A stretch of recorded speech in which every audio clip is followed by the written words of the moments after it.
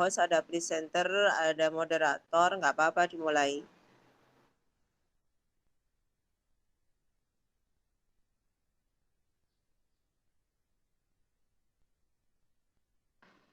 Dimulai sekarang, Bu.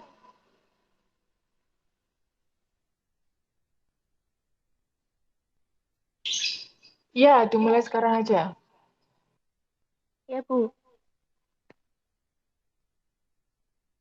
Assalamualaikum warahmatullahi wabarakatuh. Selamat pagi. Salam sejahtera untuk kita semua. Di sini di pagi yang cerah ini, pada hari Minggu tanggal 25 April 2021, kita bisa mengikuti kegiatan VCT Back 9 Jatim tahun 2021. Sebelum presentasi dimulai, izinkan saya memperkenalkan diri. Nama saya Mita Kurniawati dari Sekolah SMKN 1 Semen, dan saya di sini sebagai host. Saya akan mengucapkan terima kasih banyak kepada rekan-rekan yang berkenan hadir atau berpartisipasi dalam kegiatan presentasi hari ini. Pada kegiatan presentasi hari ini, saya akan memperkenalkan rekan saya, Ruth 1 Semen, sebagai presenter yang akan menjelaskan atau membawakan materi presentasi pada kegiatan ini. Dan saya akan memperkenalkan juga rekan saya, Dania Kartika Sari dari SMKN 1 Semen yang menjadi moderator, juga yang akan menemani atau menghibur rekan-rekan pada kegiatan presentasi hari ini. Dan untuk selanjutnya, saya akan serahkan kegiatan ini kepada rekan saya, Dania Kartika Sari, untuk melanjutkan kegiatan sebagai moderator pada kegiatan ini. Baiklah, untuk rekan Dania Kartika Sari, saya serahkan kepada Anda, dipersilakan untuk melanjutkan.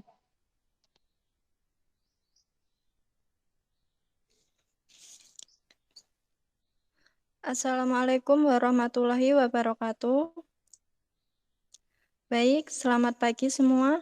Terima kasih untuk rekan Mita Kurniawati atas waktunya. Pada hari ini, Minggu 25 April 2021, Alhamdulillah kita bertemu kembali dalam kegiatan VCT Batch 9 Jatim 2021. Sebelum memulai acara webinar yang pertama, izinkan saya untuk memperkenalkan diri lagi. Nama saya Dania Kartika Sari, salah satu pelajar SMKN 1 Semen dan berdomisili di Kota Kediri. Untuk kali ini, dengan tema wawasan kebangsaan akan dipresentasikan oleh rekan saya yaitu Lutfi Halim Sahid sebagai presenter yang statusnya saat ini juga merupakan salah satu pelajar SMKN 1 Semen. Untuk rekan Lutfi Halim Sahid, saya persilahkan.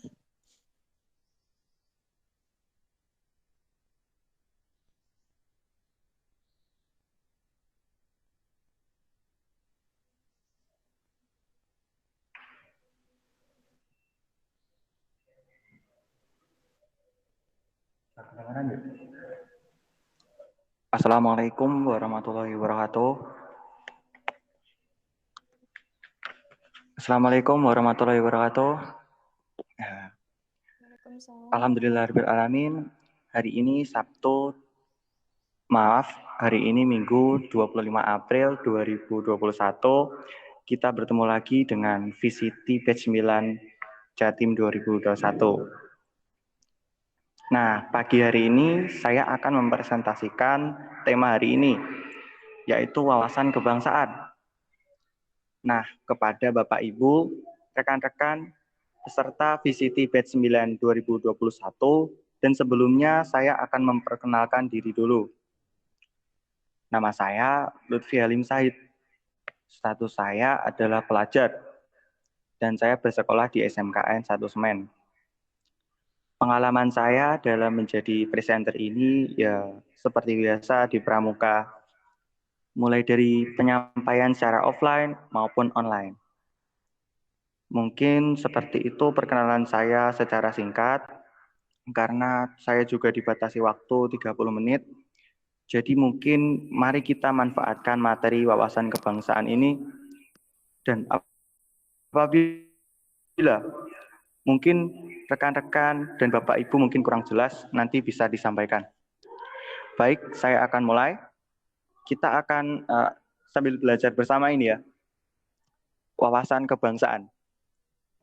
Sebenarnya sih, Wasbang itu apa sih? Wasbang yaitu cara pandang bangsa Indonesia sebagai satu kesatuan yang bulat dan utuh yang terbentuk dalam suatu wadah negara kesatuan Republik Indonesia.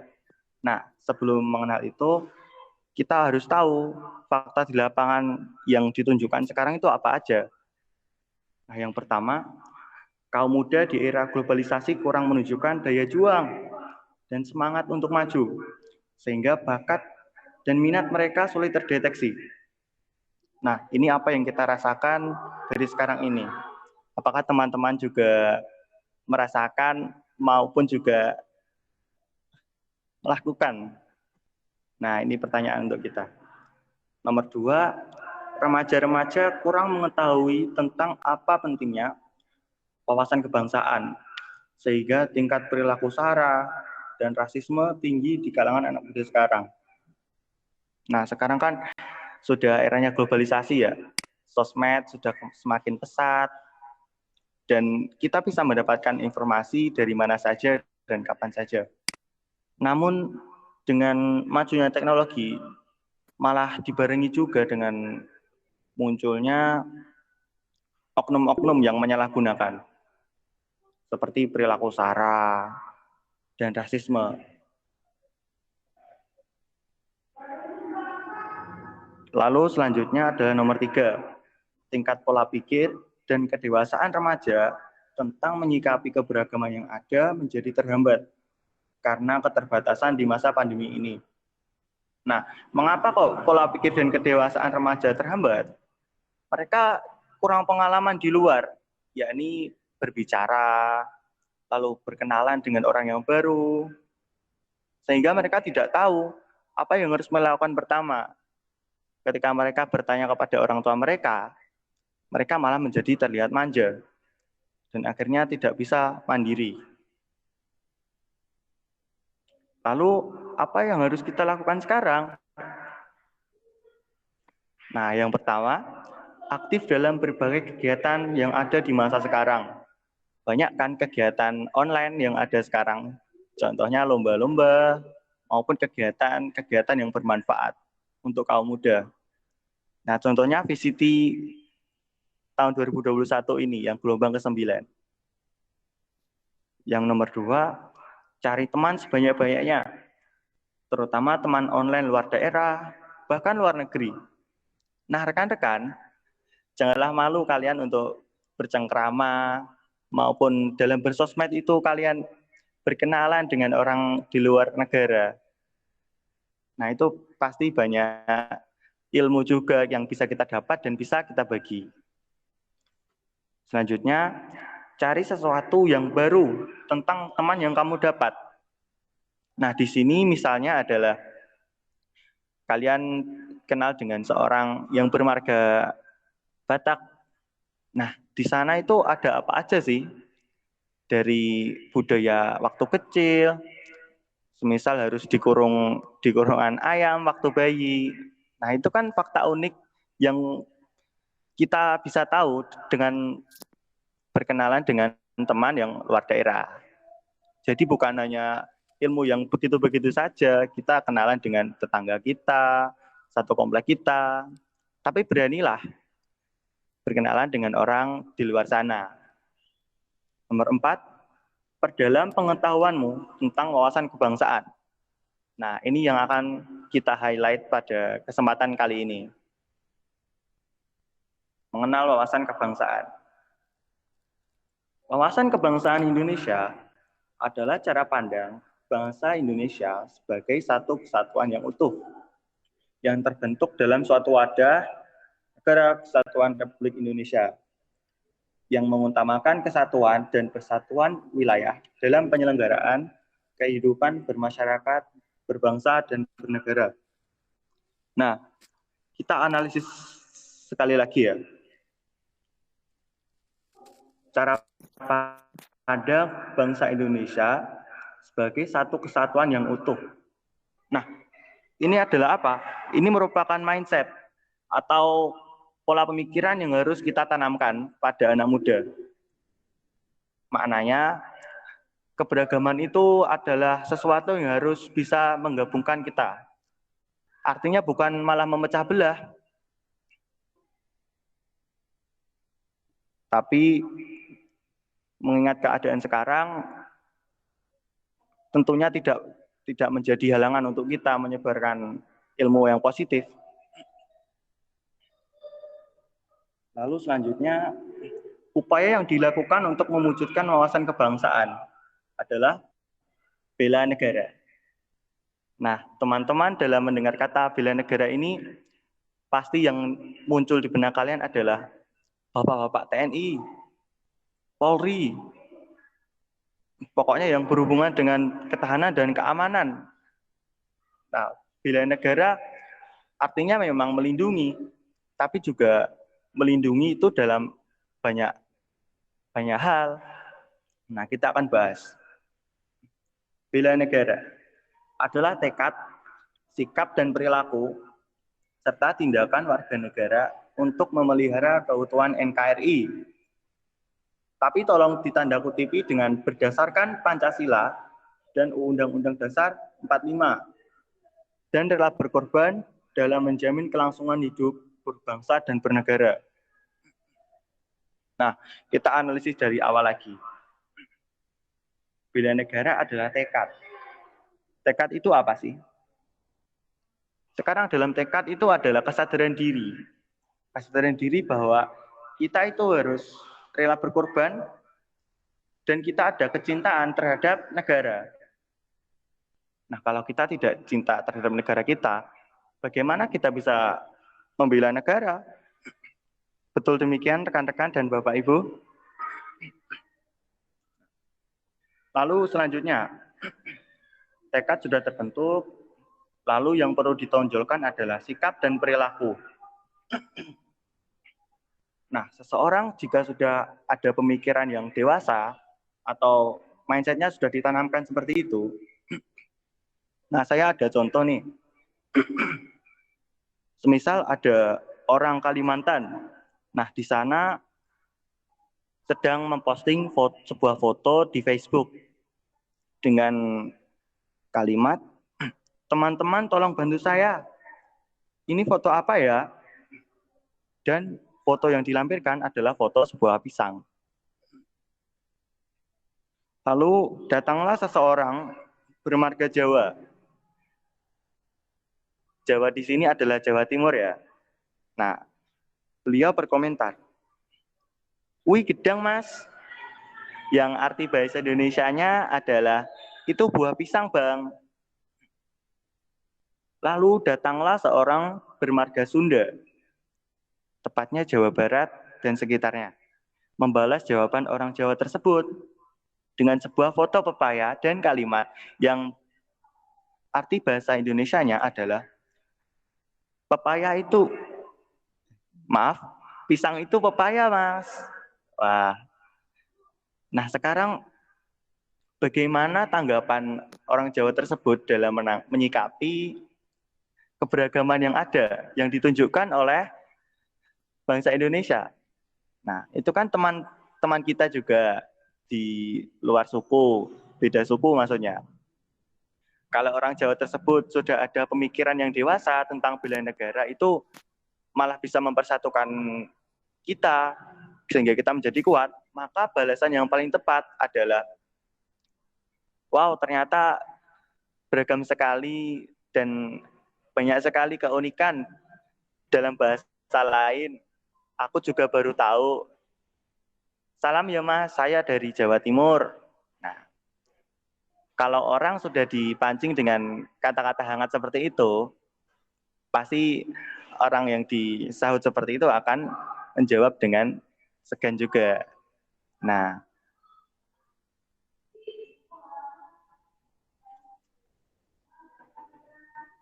sekarang bela negara itu untuk menjaga keutuhan NKRI.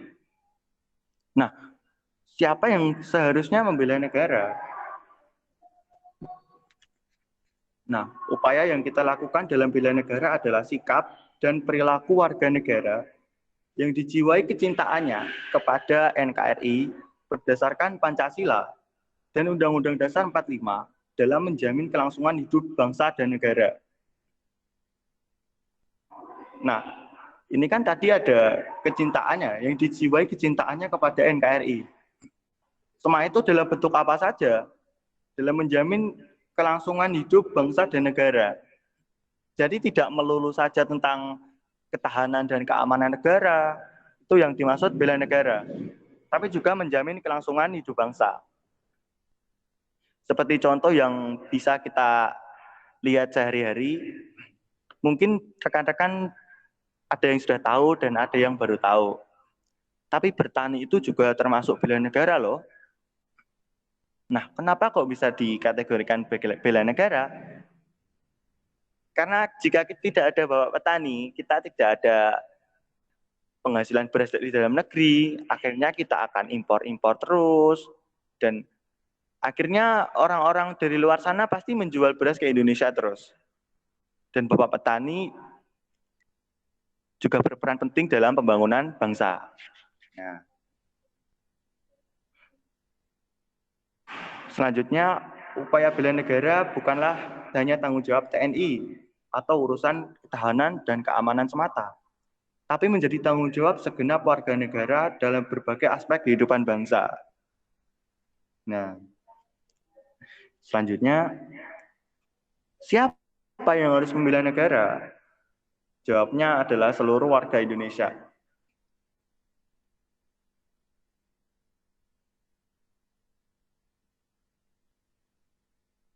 Ini merupakan gambar, dan sekarang ibaratnya kita buat satu gambaran bahwa TNI merupakan komponen utama. Dan baik itu polisi, Menwa, Satpam, organisasi bela diri, itu adalah di nomor urut 2 sebagai komponen cadangan.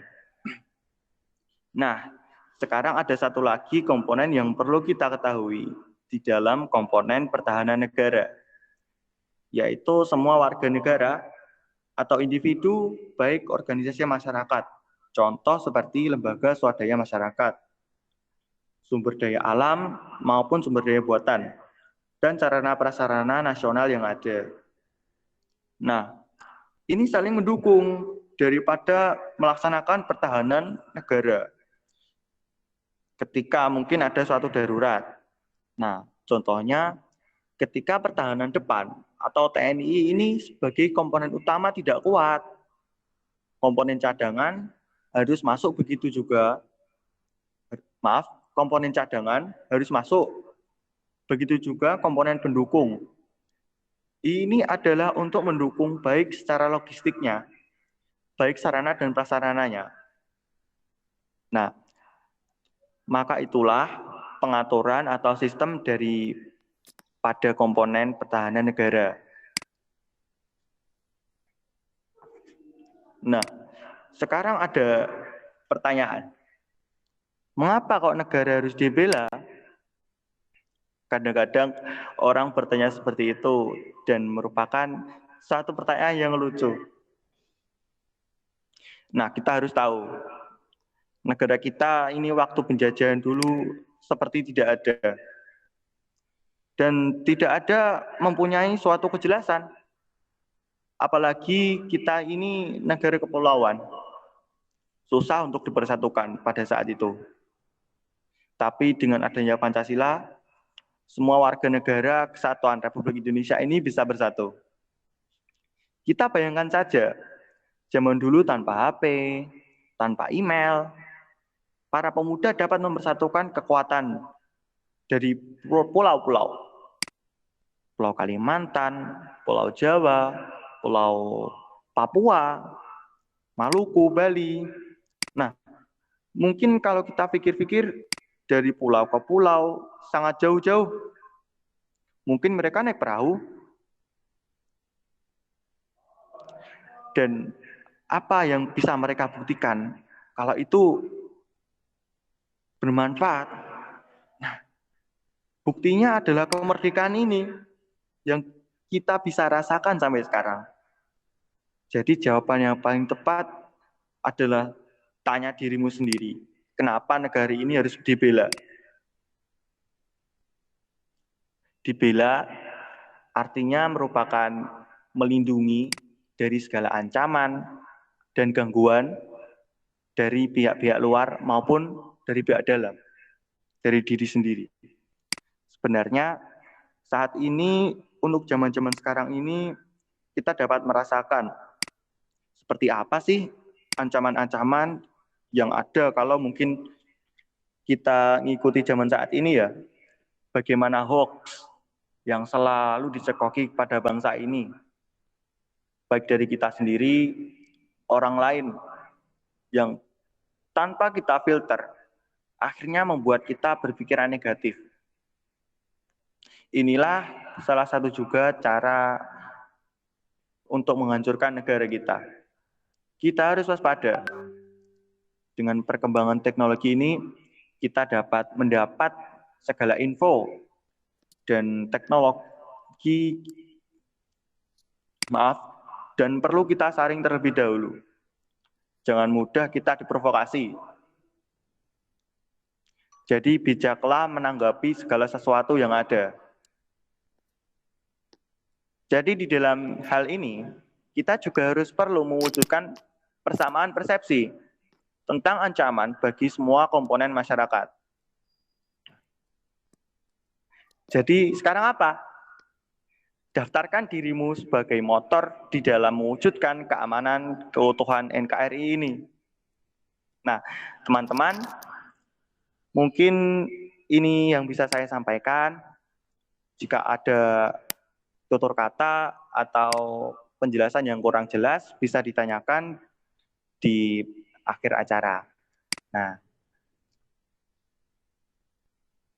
saya kembalikan ke rekan saya, Dania, selaku moderator.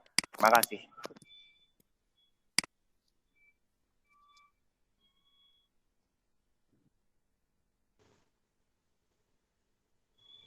Terima kasih atas materinya rekan Lutfi. Demikianlah ulasan yang telah disampaikan dengan tema wawasan kebangsaan. Untuk merujuk pada acara selanjutnya, saya akan membuka sesi tanya jawab. Mungkin untuk yang masih belum jelas terkait salah satu poin dari tema hari ini bisa langsung ditanyakan. Sesi tanya jawab akan dibuka dengan batas waktu 10 menit. Untuk yang ingin bertanya, bisa mengisi kolom chatting ataupun menyalakan videonya dan melambaikan tangan. Semua pertanyaan akan saya catat yang kemudian akan dijawab oleh rekan Lutfi. Baiklah, sesi tanya jawab akan dimulai dari sekarang. Silakan.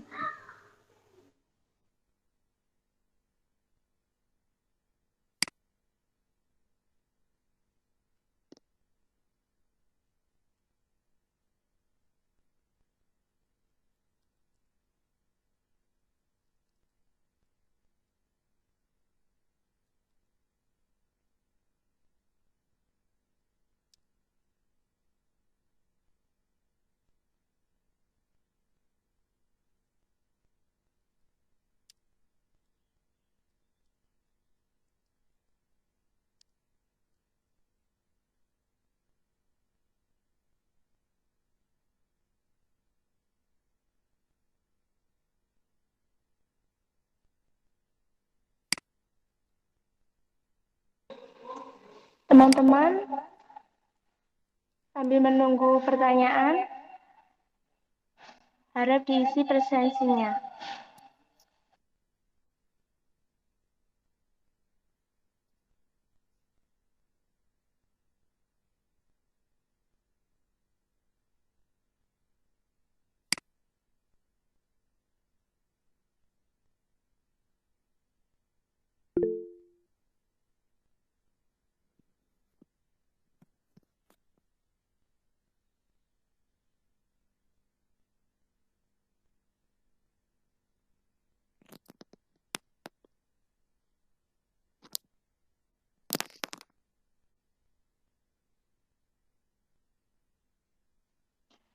Amanda, jika ingin bertanya bisa diaktifkan dulu speakernya, kemudian langsung bertanya lewat lisan ya.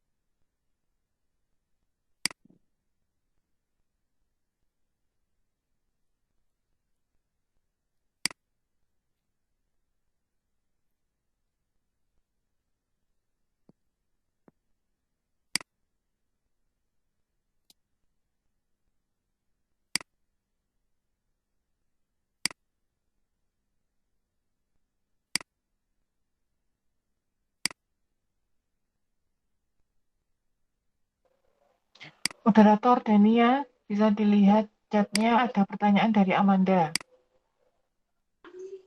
Baik, Bu, pertanyaan sudah dicatat. Nanti akan dijawab setelah waktu 10 menit berakhir.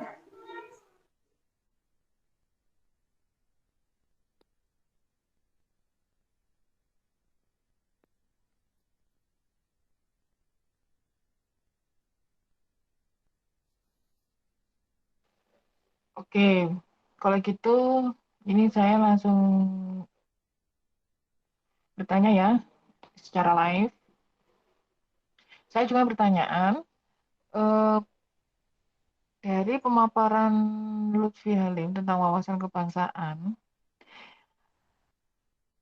bagaimana jika rasa bela negara dan rasa bela bangsa itu ditanamkan sejak dini? Maksudnya ditanamkan dari mulai anak-anak tersebut bersekolah dari kelas PAUD dan TK. Nah, kira-kira cara apa yang tepat untuk memperkenalkan anak-anak di tingkat sekolah TK dan PAUD, apa itu artinya bela negara dan bela bangsa? Oke, terima kasih.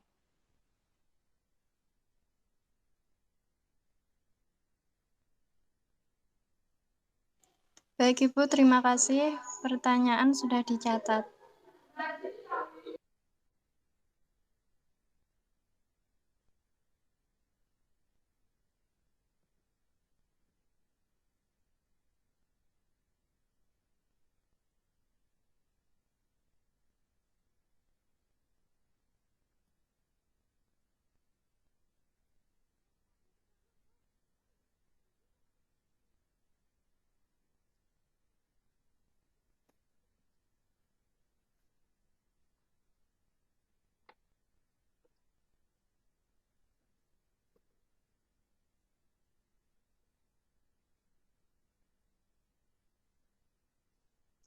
Mungkin dijawab dulu pertanyaan, dua pertanyaan sudah masuk.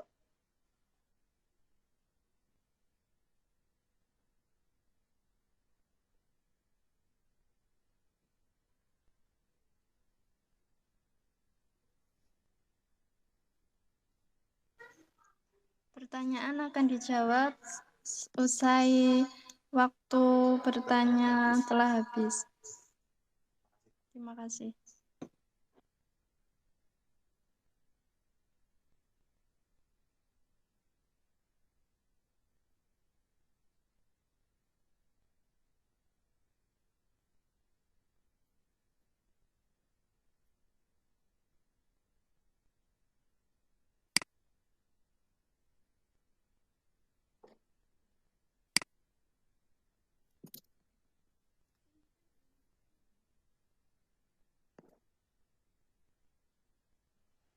Dijawab saja sambil berjalan, waktunya terus terus berjalan loh ini waktunya. Dijawab aja biar nggak vakum. Ya, baiklah. Sesi tanya jawab akan dimulai. Mohon maaf. Waktu bertanya sudah habis. Dan dari 10 menit ini kita mendapatkan 2 pertanyaan dari rekanita di rumah. Rekan Lutfi, bisa mendengar saya? Siap, bisa.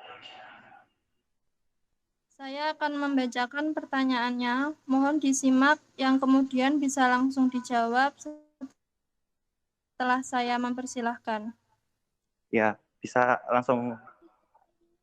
Untuk pertanyaan yang pertama datang dari rekan Amanda, salah satu pelajar SMKN 1 Semen.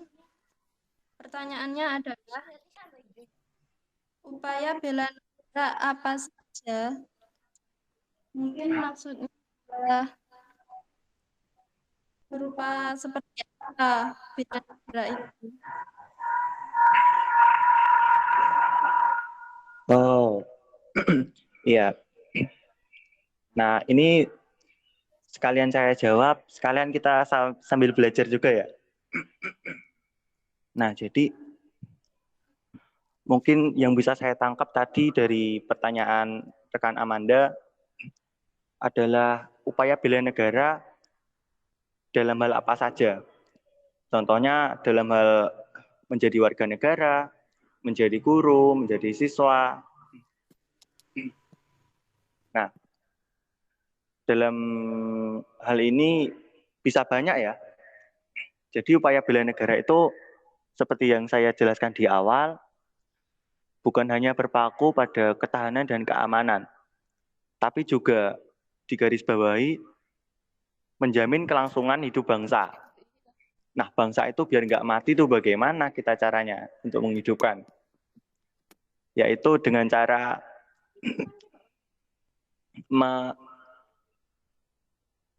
menambah maupun mengaktifkan lagi banyak kegiatan yang mencakup nilai nasionalisme dan patriotisme. Contohnya adalah upacara tiap hari Senin, ataupun hal-hal yang lain. Mungkin itu saja. Bagaimana rekan Amanda?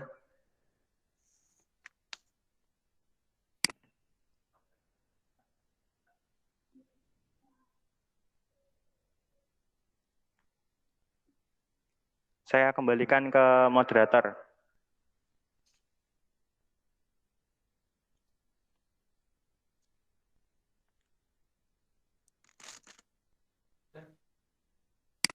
Kemudian pertanyaan yang kedua datang dari Ibu Bidayah selaku salah satu salah satu pengajar di SMKN 1 Semen. Bagaimana cara menanamkan rasa bela negara dan wawasan kebangsaan pada anak usia dini?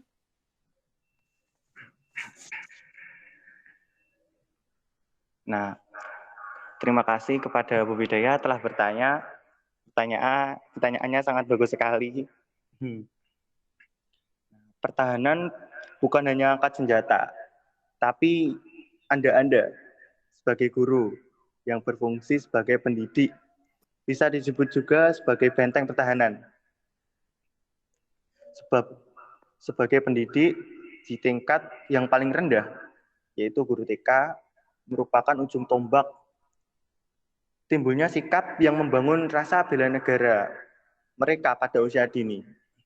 Nah, bagaimana kita menanamkan sikap bela negara? Yaitu yang berkaitan dengan ancaman militer. Ada 2 spektrum, yaitu soft spectrum dan hard spectrum. Soft spectrum yang dimaksud adalah bagaimana cara seorang guru bisa membangun psikomotorik anak dan menerapkan perilaku tersebut sebagai bentuk sikap membela negara yang sesuai dengan usianya. Misalnya, ketika seorang anak TK bisa menghafal lagu Indonesia Raya. Kemudian dia mampu menggeret bendera dan mengaplikasikannya lagu Indonesia Raya tersebut. Itulah salah satu bentuk bela negara pada usia anak TK. Nah, saya harap guru TK sebagai pendidik dengan memberikan pendidikan bela negara yang dimulai sejak dini, anak-anak Indonesia akan semakin mencintai tanah airnya dan Indonesia Raya. Itu saja mungkin dari saya kembalikan lagi ke moderator. Terima kasih atas jawabannya rekan Lutfi. Bagaimana rekan dan rekanita? Apa sudah cukup jelas dengan materi hari ini? Bisa direspon dengan mengucapkan jelas melalui mikrofonnya masing-masing. Silakan. Oke, cukup. Ya. Jadi kesimpulan tema ini adalah bahwa menjaga, mempertahankan, sekaligus membela negara adalah tugas semua warga negara Indonesia tanpa terkecuali. Dan semua itu berlandaskan dasar negara Indonesia, yaitu Pancasila. Alhamdulillah, terima kasih atas antusias rekan dan rekanita. Mohon maaf bila ada kurangnya, karena kita sama-sama terus belajar di sini. Meeting saya nyatakan ditutup untuk batch ini. Bila mana ada kesempatan, mungkin kita bisa bertemu kembali di lain waktu dengan tema yang lebih menarik tentunya.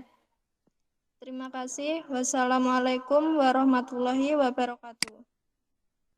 Untuk selanjutnya, saya kembalikan kepada host kita, rekan Mita Kurniawati.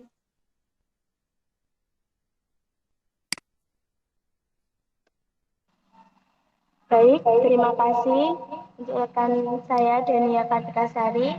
Terima kasih telah menemani rekan-rekan semua. Lalu saya akan melanjutkan dengan penutupan kegiatan hari ini. Hari ini juga ada kesalahan, mohon maaf. Dan saya mewakili rekan-rekan saya dalam kegiatan presentasi hari ini.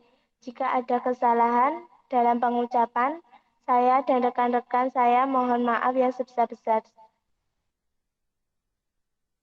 Terima kasih sekali lagi karena telah hadir di dalam kegiatan presentasi hari ini. Dengan demikian, saya Mita Kurniawati sebagai host akan menutup kegiatan ini. Dan pertemuan kembali dalam kegiatan selanjutnya. Saya akhiri. Wallahumma afiq ila wal thoriq. Wassalamualaikum warahmatullahi wabarakatuh.